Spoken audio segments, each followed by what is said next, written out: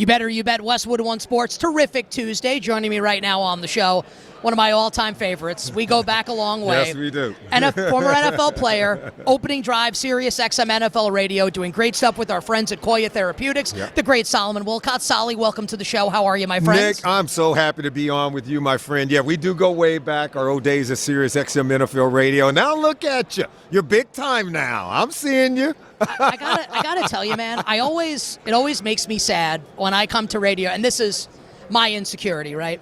When I come to Radio Row and I know that I don't look as good as I did last year, and I'm sitting next to someone who looks better than they did last year. What's the workout been like for you? You look great, man. You know what? I walk every day. I do a 1-hour walk every day for about 3 miles. It's really good for my processing and everything and decompressor, right? But I do a workout each morning. I do the show, Sirius XM NFL Radio, get a little bit more of my day work with our PR firm and some of our clients, and I go for my daily walk.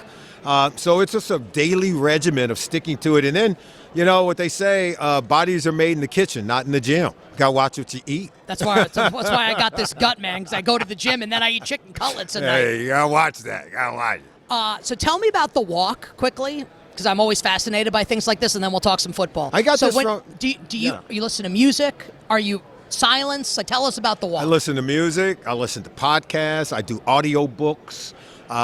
So I'm taking in a lot of information, but I'm making sure I keep all the politics stuff out of it. I don't do any of that because your energy tends to go up. So I try to keep it strictly about either sports or just really, because I'm a big history buff. I love history, so I love reading books that I don't deal with fiction, so it's a nonfiction type stuff where I'm learning about history and learning about people. What are your thoughts on Bad Bunny's halftime? I'm kidding.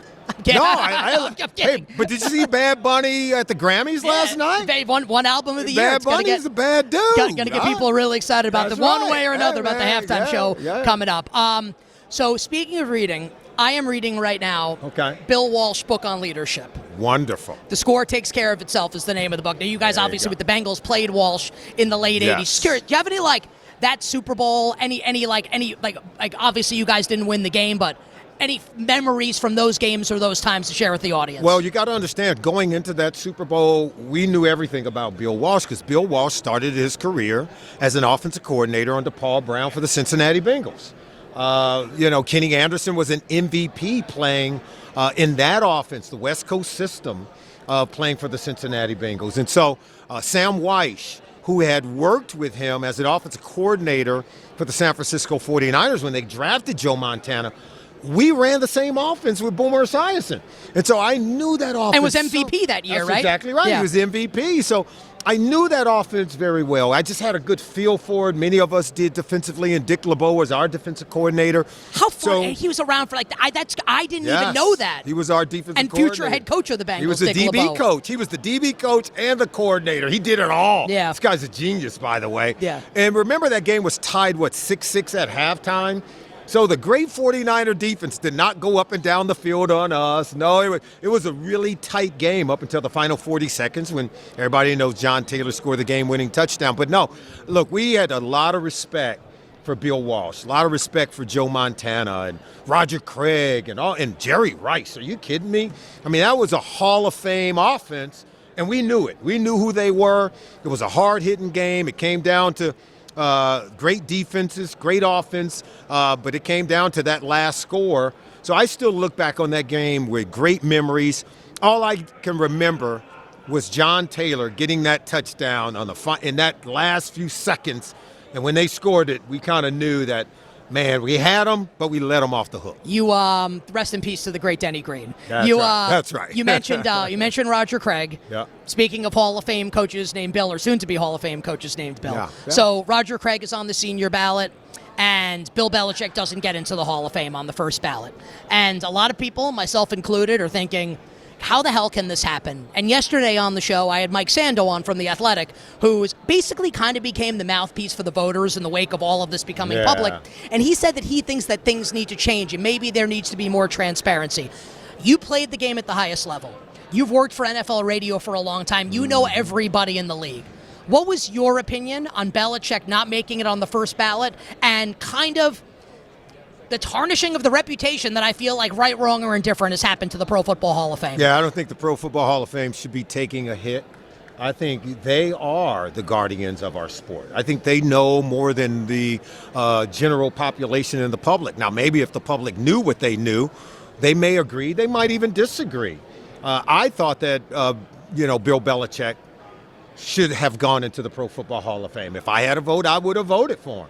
But you can't tell me that it's not a fair discussion, right? I think it's an appropriate discussion to talk about everything that is on the ledger here.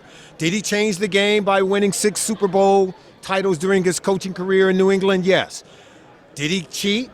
Yes. In fact, he coined the phrase, if you ain't cheating, you ain't trying. You ever heard of it? You talk to his players, they'll tell you that. Does he have a guy named Ernie Adams on the payroll during those years who's a former, who worked at Annapolis, Maryland with him and grew up around that environment? Do they have techniques where they listen? You talk to any coach and go in there and play the game, they'll tell you that you start talking, the headsets will go out. That static is in the headsets. Sounds like someone's listening. Did they get caught recording other teams? Yes. So it's an appropriate conversation to have for those voters in that room to ask to what extent is this something we should be dealing with? And I'm okay with them having that discussion. Again, I would have come out with a different opinion, but I'm not going to crucify them for coming out with an opinion where not 80% of the people didn't vote for him, because guess what? Some of those people might have saw that Roger Craig gets his last year on the ballot. And if you don't get him in this year, he's not going to make it. Kenny Anderson, L.C. Greenwood. I don't know that anyone, I don't care how great you are, has a right to say that I should be a first ballot Hall of Famer. I don't know that anyone can fix their lips to say that. So Jimmy Johnson was pretty annoyed, the legendary Cowboys coach. He has a right to be. Absolutely, right yeah. To be. And like, right, wrong, or indifferent, he kind of came out, and I'm paraphrasing here, and basically said, like lots of coaches, I'm paraphrasing. He didn't say this exactly, but if the extent of it is, if you think no one's doing this, you are wrong. In your experience being around the NFL, do you think that cheating is a strong word, or bend the rules, cheating if you want to say that, is that more prevalent than people imagine, or you think this is kind of like an isolated thing? First of all, I'm just going to say I don't know that anyone else was caught cheating. I know that Bill Belichick was. Yep, that's fair. So why are we going to cast doubt on everyone else? Did Jimmy Johnson deal with the fact that Bill Belichick was caught cheating? Did he deal with the fact that Bill Belichick did have to pay a $250,000 fine? Did he deal with the fact that the Patriots paid a $500,000 fine? You think they're paying $500,000 because nothing happened?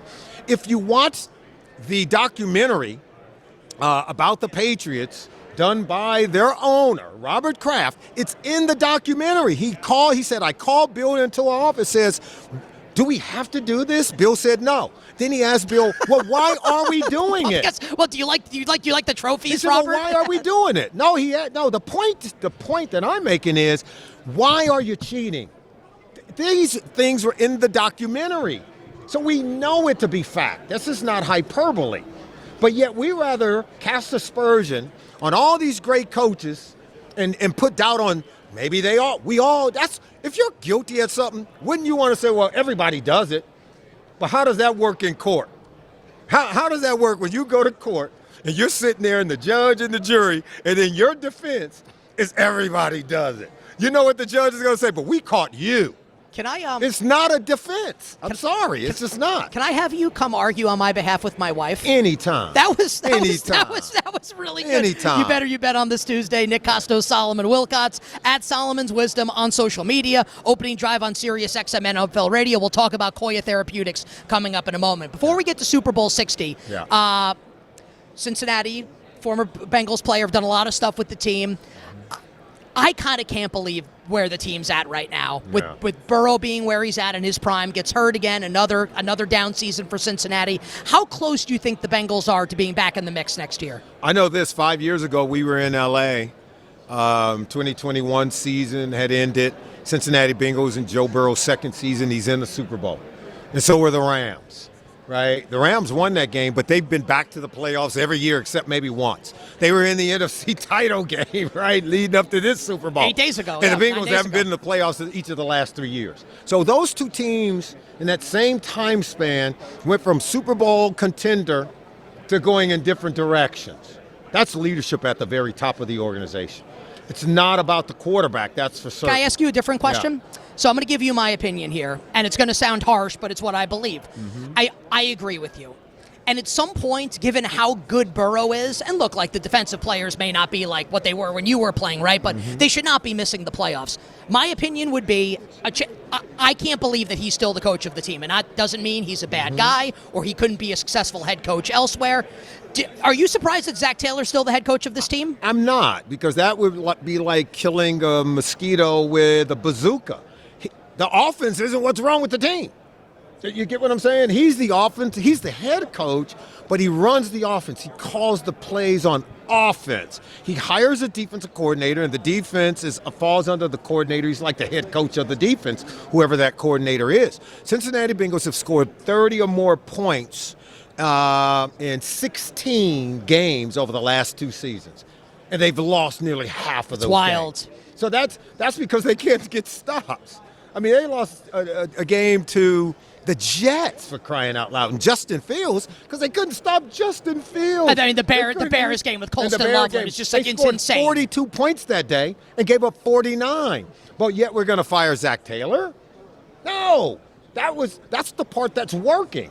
And obviously he's so connected with Joe Burrow that you got to say, hey, Joe, is this a good idea? I would suspect that if you would have phrased that question to Joe Burrow, he would say no.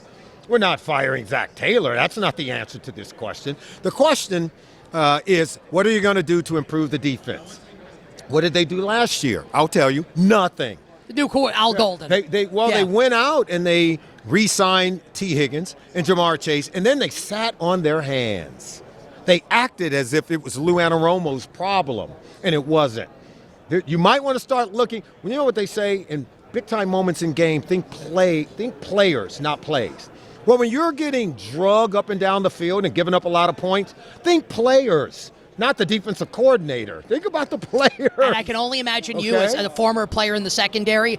I'm not asking you to call this guy out. Some of these angles that Jordan Battle takes on some of these plays are like, I never played, and I'm like, what's this? Poor tackling, poor angles, not making enough plays defensively. That's all 11 guys. By the way, without a Trey Hendrickson, you're not getting pressure on the opposing quarterback. You've got no one at the linebacker position because you traded, a Logan Wilson to Dallas in the middle of the season. Do you like the young linebackers like Barrett Carter? You like these guys? Give me something to like right now. Yeah, fair enough, right? Demetrius Knight, yeah. I mean, I think they have great potential, but I haven't seen anything that pops. I know this. When I remember when Ray Lewis, his rookie year in Baltimore, I remember saying, who the hell is number 52? They can't block him. Right. The guy's making every tackle. Yeah. I mean, you players who can play jump out at you. Right. Yeah. We don't have to wait for you to become a player. I shouldn't have to convince myself if you're the guy. Like Shamar Stewart. Prove to me you're the guy. Yeah. And that's why watching football is a real honest assessment. We shouldn't have to convince ourselves of who can and can't play. The proof is in the pudding. It's what you do out on that field in between the lines that convinces us that you're a player. Who's going to win the Super Bowl? I love Seattle right now, and not in an overwhelming fashion because I love Mike Vrabel. I love what the Patriots are bringing. This game it's about the defenses, guys, but it's more importantly about the quarterback that makes the fewest mistakes. We're not going to ask the quarterback to go out and win us a Super Bowl here. We're not asking Sam Darnold or Drake May, go out and win it. We're asking them to not lose it. Against these two defenses, it comes down to that. Seahawks win a close game in your estimation? Yes, in my mind. It's like when Tom Brady was jumping up and down when Malcolm Butler stole the ball from Russell Wilson. Right. Defense wins championships. This game proves it. MVP of the game will be who and why? They're not going to give it to a defensive guy. Well, I mean, they did the last time the Seahawks won, right? Well, they didn't give it to when Malcolm Butler made the game-deciding play at the 1-yard line, right, with 20 seconds to go. He was not named the MVP. Tom Brady won it, yeah. That's right. Yeah. That's all. That's what I'm referencing here. So Jackson Smith-Njigba sort of is a guy that kind of stands out to me. I think if the Patriots win it, they're going to probably give it to an offensive guy. and it'll probably be Drake May. Okay, so Drake May if the Patriots, JSN for Seattle. Yes. Tell us about the work you're doing with our friends at Koya Therapeutics. Well, Koya Therapeutics, they're working on a novel approach to stop ALS, this dreaded disease, in its track. They currently have a drug that's in clinical trial, and right now is showing very promising signs. That's awesome. Because ALS, right now, roughly 5,000 people in the U.S. contract this deadly disease on an annual basis. Now, we know it is a rare disease. Roughly one person in the general population of 400 people, 1 out of 400, contract this disease every single year. But in the football population, you take professional football players, it's 1 out of 100. So you're 4 times likely to contract this disease. Dwight Clark, if you Steve play. McMichael, That's right. two recent. Steve Gleason, remember Steve Of course, Gleason? it's Steve, thank God, is still alive. Absolutely, and Dwight Clark isn't. He Yeah. lost his fight with this disease. Tim Green, remember the great announcer with Fox? He had played for the Atlanta Falcons. So we wanted to bring attention to this and let people know that there are drugs that we just need to get it across the finish line. There's more study that needs to happen, but right now, tremendous promise with this drug that's being worked on with Koya Therapeutics. And you can go to their website at trials.koyatherapeutics.com to find out more information. If you have a family member or friend who's dealing with this disease, you want to get them into this clinical trial because that's what we need to help get this across the finish line. We need more promising data, more information, but right now it's shown to be very promising. We have to find something that just can stop it in its tracks. Yes. There are no cures to date, but if we can find something that can stop it from progressing, that would be a tremendous win. Trials.koyatherapeutics.com, That's right. COYA therapeutics.com, trials.koyatherapeutics.com.